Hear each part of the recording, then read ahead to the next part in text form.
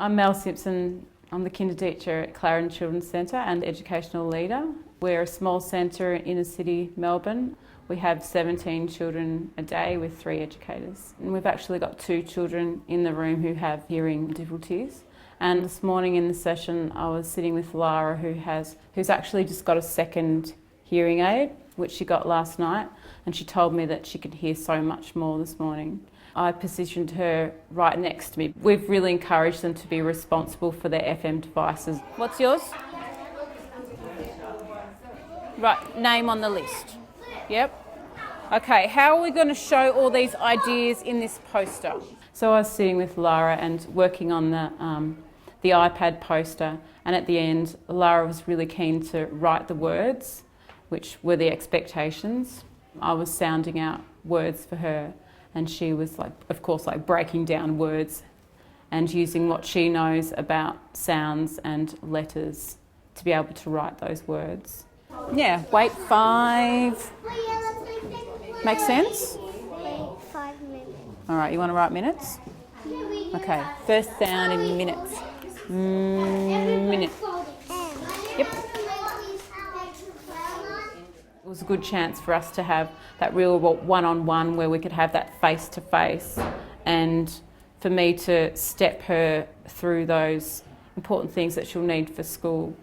So I think that the great thing about having just Lara and having that one-on-one, I could really get close to her so she could see me.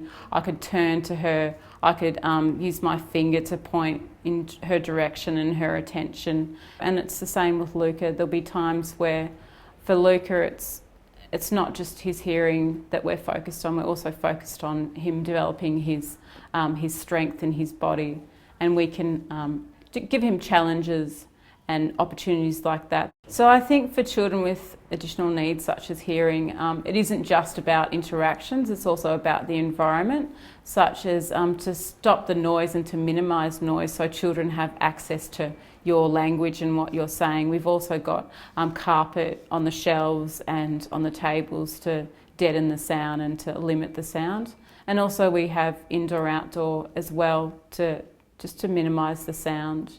When Luca first arrived in the room last year, and also Lara when she came as well, we talked a lot about the FM device and what it meant, and it was really important, I felt as a teacher, to really encourage Luca and Lara both to tell their own story about their hearing, and for me to not tell it, because I regard them as both the expert on it, and they've been to all the sessions and they know everything about it. So I think this was really empowering for both those children, and there'll be times when Luca or Lara is working with another child and the other child will wear the hearing device, and that's really amazing. I think for me and for my colleagues it's really important to have a relationship with additional needs children's family, because they help you learn more in depth about their child and what they need, and it's that constant back and forth and sharing of knowledge. So what does this mean for the program then? So there can be that ongoing kind of modification to make sure that the experience that the child has in your room is pretty much ideal for them. It's important for us to let the parents know how the children are responding to that as well, such as Luca might have some new shoes and Prue wants to know if he's falling over more, because that, you know, the outcome is that you might need to change the shoes, something like that. And he may not have the experiences outside the setting when he's at home where he'll kind of fall over. So